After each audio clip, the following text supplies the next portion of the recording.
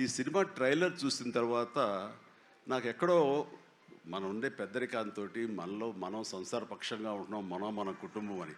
కానీ ఎక్కడో అన్నగారిపోయినటువంటి ఉంటే సరే, అది ఆ కోరికలు గబుక్కుని పెళ్ళు బుక్కింది ఆఫ్టర్ ట్రైలర్.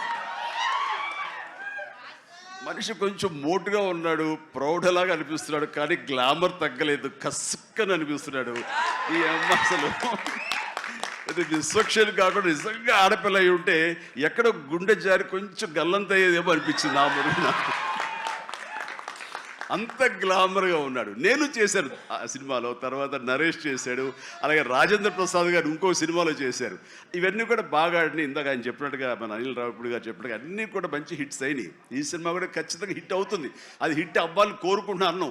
హిట్ గ్యారంటీ ఈ సినిమాని.